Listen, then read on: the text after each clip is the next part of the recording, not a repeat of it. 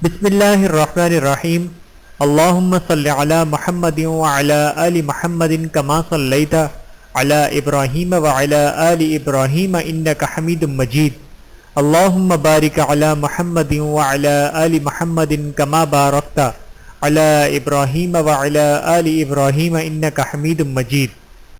بسم اللہ الرحمن الرحیم۔ منہیات کا انسائکلوپیڈیا۔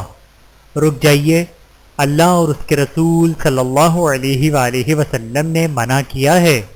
المنہیات من الاحادیث النبوی صلی اللہ علیہ وآلہ وسلم۔ بسم اللہ الرحمن الرحیم۔ نمبر 7، کتاب البیوع، خرید و فروخت کے مسائل۔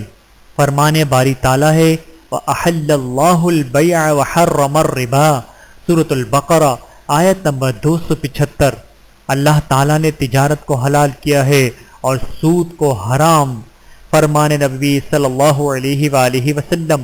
نبی کریم صلی اللہ علیہ وآلہ وسلم نے دھوکے کی بیع سے منع فرمایا ہے۔ بحوالہ مسلم شریف۔ بیع نجش کی ممانعت سیدنا ابن عمر رضی اللہ تعالیٰ عنہ سے مروی ہے۔ وہ بیان کرتے ہیں کہ نبی کریم صلی اللہ علیہ وآلہ وسلم نے بیع بخشش سے منع فرمایا ہے۔ بحوالہ صحیح بخاری۔ توضیح: نجش کے معنی بولی لگا کر بھاؤ چڑھانا اور خود خریدنے کا ارادہ نہ ہو، جیسا کہ امام ابن حجر رحمۃ اللہ رمکزاز ہیں۔ ایسے شخص کو سودے کی قیمت میں اضافہ کرنا جو خود کو تو ایسے خریدے کے ارادہ نہیں رکھتا لیکن کسی اور کو اس میں پھنسانا چاہتا ہو، اس غرض سے بولی چڑھاتا ہے، اسے نجش کہتے ہیں، یہ ناجائز ہے۔ بحوالہ فتح الباری۔ کنکری پھینک کر بیع کرنے کی ممانعت سیدنا ابو ہریرہ رضی اللہ تعالیٰ عنہ سے مروی ہے۔ وہ بیان کرتے ہیں کہ رسول اللہ صلی اللہ علیہ وآلہ وسلم نے کنکری کی بیع سے اور دھوکے کی بیع سے منع فرمایا ہے۔ بحوالہ صحیح مسلم۔ توضیح: حصہ سے مراد فروغ کے نظریے سے کنکری کسی چیز پر پھینکنا ہے کہ جس چیز کو لگ جائے وہ اتنی میں میری ہے، خواہ وہ کنکری کسی چیز کو بھی لگ جائے، یہ ناجائز ہے۔ نیز دھوکے کی بیع سے آپ صلی اللہ علیہ وآلہ وسلم نے ممانعت فرمائی ہے۔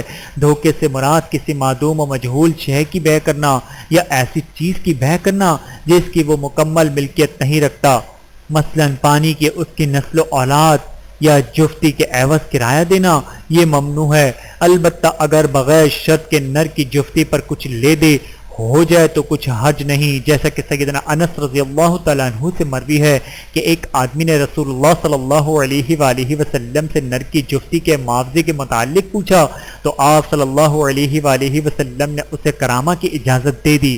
بحوالہ سنن نسائی۔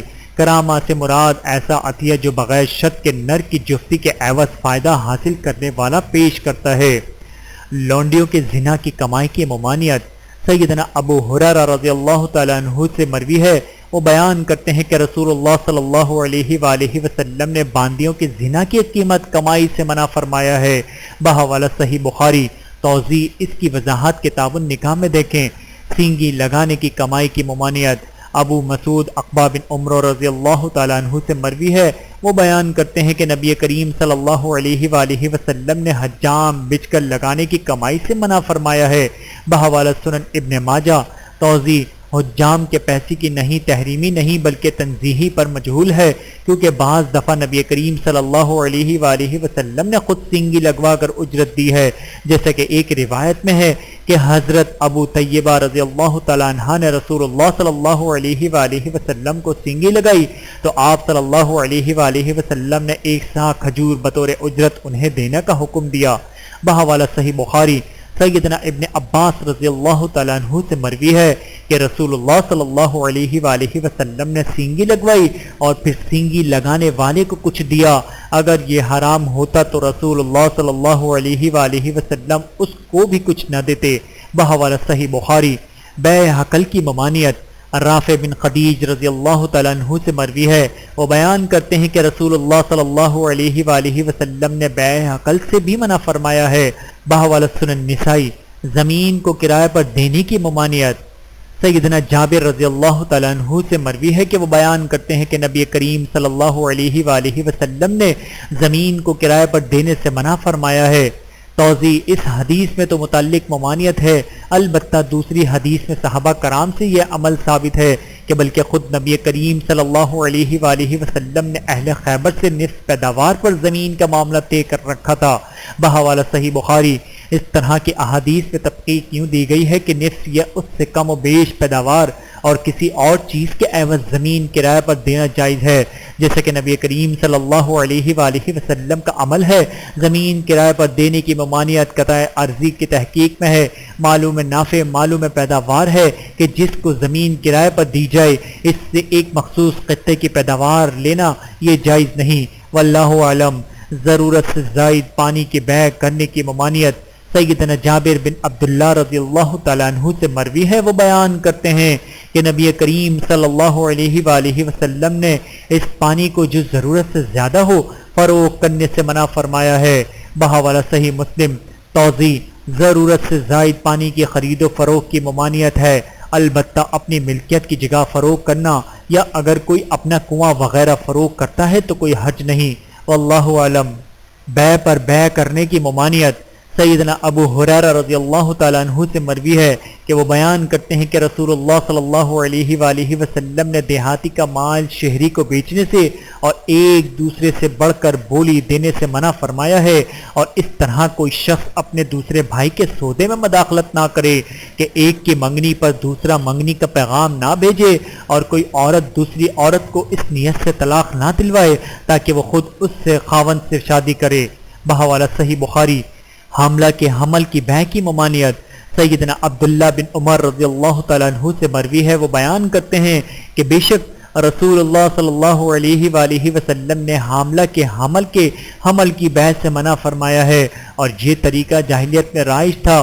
ایک شخص ایک اونٹنی یا اونٹ خریدتا اور قیمت دینے کی میعاد یہ مقرر کرتا کہ ایک اونٹنی جنے، پھر اس کے پیٹ کی اونٹنی بڑی ہو کر جو جنے گی۔ بحوالہ صحیح بخاری۔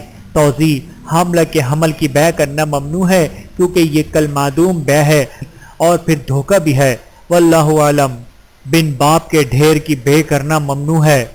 جابر بن عبداللہ رضی اللہ تعالیٰ عنہ سے مروی ہے۔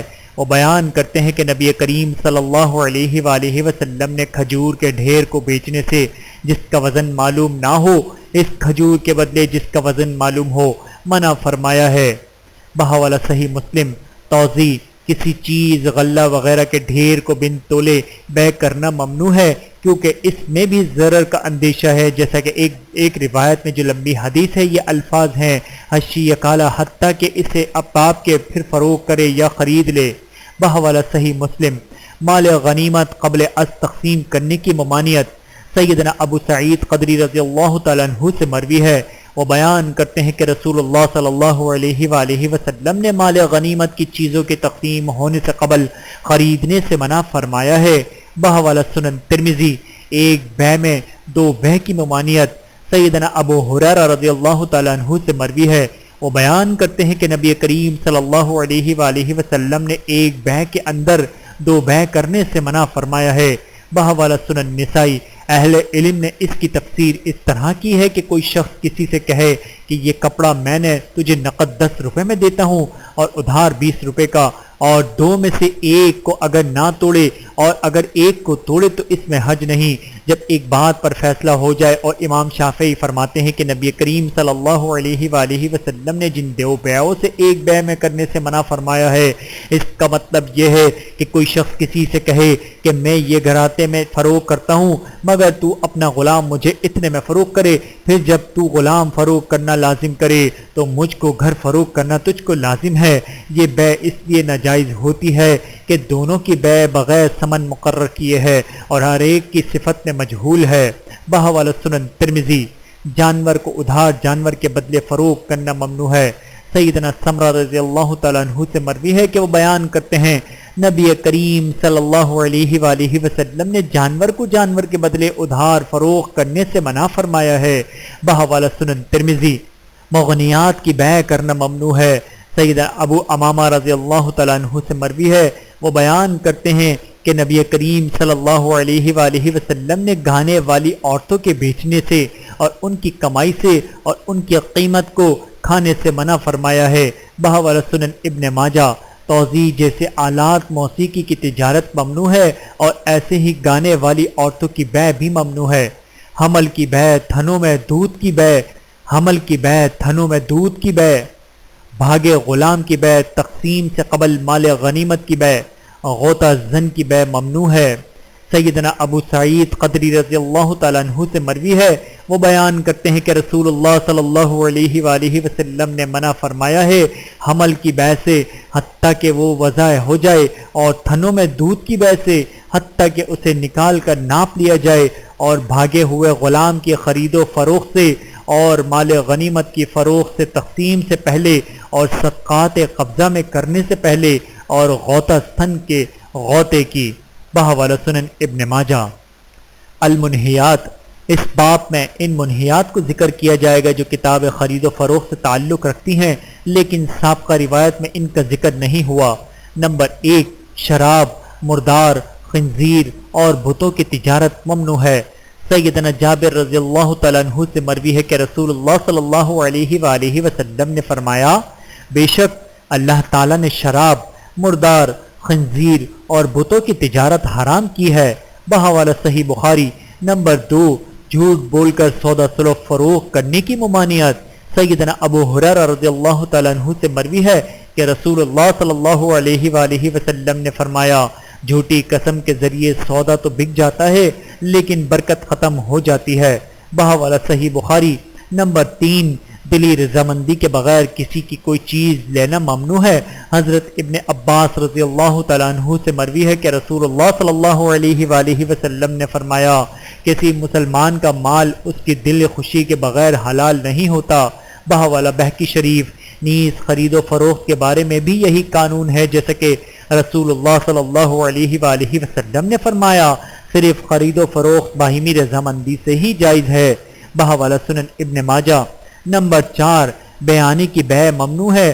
حضرت عمر بن شعیب اپنے والد سے اور وہ اپنے دادا سے روایت کرتے ہیں کہ نبی کریم صلی اللہ علیہ وآلہ وسلم نے بیانی کی بے سے منع فرمایا ہے۔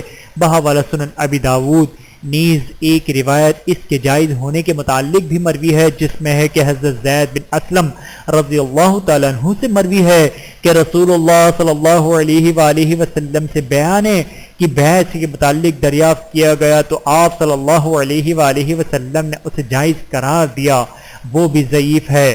نمبر 5، معدوم چیز کی معدوم چیز کے ساتھ بے حرام ہے۔ حضرت ابن عمر رضی اللہ تعالیٰ عنہ سے مروی ہے، وہ بیان کرتے ہیں کہ رسول اللہ صلی اللہ علیہ وآلہ وسلم نے ادھار کے بدلے ادھار کی بے سے منع فرمایا ہے۔ بحوالہ دار قطنی۔ نمبر 6، محارم میں بے کے ذریعے تفریق ڈالنا منع ہے۔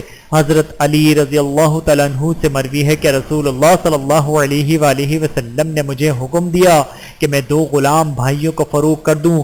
میں نے ان دونوں کو الگ الگ آدمیوں کے ہاتھ فروخت کر دیا، اور پھر آپ صلی اللہ علیہ وآلہ وسلم نے اس کا ذکر کیا تو آپ صلی اللہ علیہ وآلہ وسلم نے فرمایا، ان دونوں کو جا کر واپسی لاؤ اور دونوں کو اکٹھا فروخت کرو۔ اور حضرت علی رضی اللہ تعالیٰ عنہ سے ہی مروی ہے کہ ایک دوسری روایت میں ہے کہ انہوں نے ایک لونڈی اور اس کے بچے کو درمیان میں جدائی ڈال دی تو نبی کریم صلی اللہ علیہ وآلہ وسلم نے انہیں اس سے روک دیا اور بیع کو رد کر دیا۔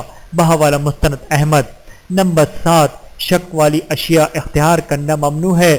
حضرت نعمان بن بشیر رضی اللہ تعالیٰ عنہ سے مروی ہے، وہ بیان کرتے ہیں کہ رسول اللہ صلی اللہ علیہ وآلہ وسلم نے فرمایا، یقیناً حلال بھی واضح ہے اور حرام بھی واضح ہے، اور ان دونوں کے درمیان کچھ چیزیں متشبہ ہیں جنہیں بہت سے لوگ نہیں جانتے، تو جو شخص ان شبیہوں سے بچ گیا اس نے اپنا دین اور اپنی عزت بچا لی، اور جو شبیہ کی چیزوں میں جا پڑا وہ حرام میں جا پڑا۔ بحوالہ صحیح بخاری۔ ایک دوسری روایت میں ہے کہ آپ صلی اللہ علیہ وآلہ وسلم نے فرمایا، شک و شبہ والی اشیاء کو چھوڑ کر ان اشیاء کو اپناؤ جن میں شک و شبہ نہ ہو۔ بحوالہ صحیح بخاری۔